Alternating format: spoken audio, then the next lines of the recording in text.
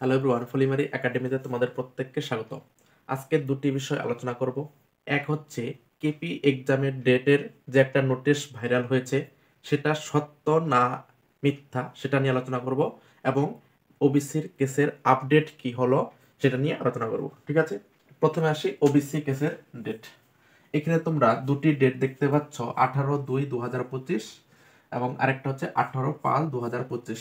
দুইটার ডেটই হচ্ছে 18। তোমরা জানো আজকে হলো জানুয়ারির 29 তারিখ।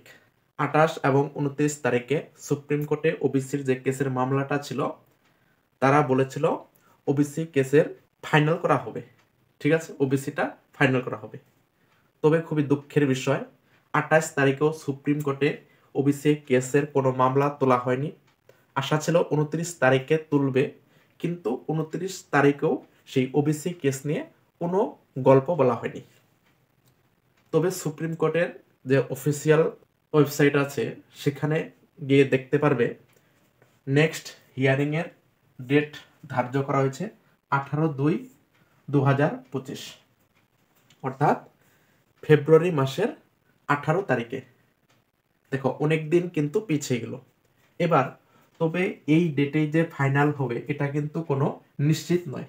ঠিক আছে, এটার কোনো নিশ্চয়তা নেই। 18 তারিখেই যে ওবিসির কেসটা ফাইনাল করা হবে এটার কোনো নিশ্চয়তা নেই, আবার 1 মাস পিছিয়ে যেতে পারে।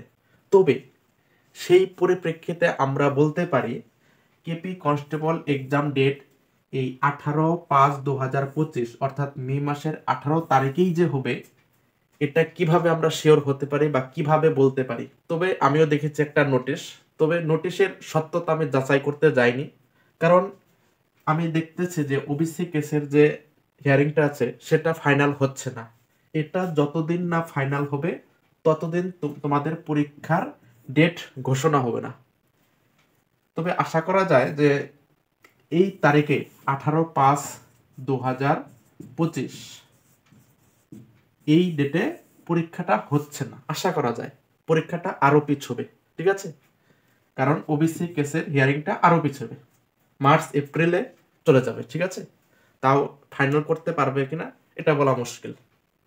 সেই হিসাবে বলছে এই তারিখে পরীক্ষাটা হচ্ছে না। তবে এখন আমার একটা সাজেশন থাকবে, তাহলে আমি বললাম এই ডেটে যেহেতু পরীক্ষাটা হচ্ছে না, তাহলে তোমরা কি পড়াশোনা বাদ দেবে? যেদিন পরীক্ষার ডেট ঘোষণা হবে সেদিন কি পড়াশোনা করবে? তুমি যদি এটা করতে চাও তাহলে কিন্তু তোমার অনেকটা ক্ষতি হয়ে যাবে। কারণ 1-2 মাস যদি পড়াশোনা ছাড়া থাকো, তারপর যে আবার পড়াশোনা স্টার্ট করো, তুমি আগের জিনিসগুলো কিন্তু ক্রমশ ভুলে যাবে। সেই জন্য কি করতে হবে? পড়াশোনা করে যেতে হবে। পড়াশোনা করলে কিন্তু ক্ষতি নেই। তবে শুধু যে কেপি কনস্টেবল বা ডাব্লিউপি কনস্টেবলের জন্যই পড়বে এটা করো না। 2025 সালে অনেকগুলো এক্সাম আছে, সেন্ট্রালের এক্সামগুলো দাও। যেমন এসএসসি এমটিএস প্রতি বছর হয়, কিছুদিন পর আবার নোটিফিকেশন আসবে এসএসসি এমটিএস এর। 2025 সালেই শেষের দিকে এক্সাম হবে। এছাড়া রেলওয়ের যে ভ্যাকেন্সি বেরোয়েছে, group D form fill up চলছে, আরআরবি গ্রুপ ডি, সেখানে 32,000 ভ্যাকেন্সি আছে। তোমরা সেজন্য প্রিপারেশন নাও। ঠিক আছে, শুধু কেপি কনস্টেবল বা ডাব্লিউপি কনস্টেবলের আশায় বসে থেকো না।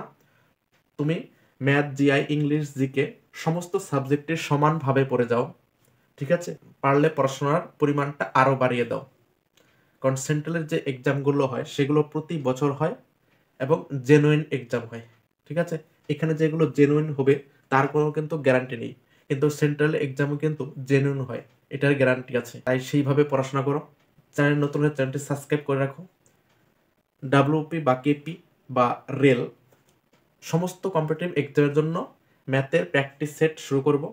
একটা ক্লাসে 5 থেকে 10টা করে অঙ্ক রাখবো, মিক্সড অঙ্ক থাকবে, এবং জিকেরও একটি মিক্সড প্র্যাকটিস সেট ক্লাস শুরু হয়ে গেছে। অলরেডি 15টা ক্লাস হয়েছে, টোটাল 100টা ক্লাস করাবো। PYQ সিরিজ, অধ্যায়ভিত্তিক প্রিভিয়াস ইয়ার্সের কোশ্চেন নিয়ে একটি জিকে প্র্যাকটিস সেট করানো হয় প্রতিদিন বিকাল 3টার সময়, সেটা তোমরা দেখতে পারো। আর ম্যাথের একটা করব সন্ধ্যা 6টায়, সেটা শুরু হবে। ঠিক আছে, আপাতত প্রতিদিন বিকাল 3টায় একটা জিকে প্র্যাকটিস সেট হয়, এবং সন্ধ্যা 6টা কিংবা 7টা থেকে ম্যাথের প্র্যাকটিস সেটটা শুরু করব। ঠিক আছে, 5 থেকে 10টা মিক্সড অঙ্ক থাকবে, তোমাদের সমস্ত পরীক্ষার জন্যই কাজে আসবে। ঠিক আছে, চলো আবার দেখা হচ্ছে পরের কোনো নতুন ভিডিওতে। Thank you.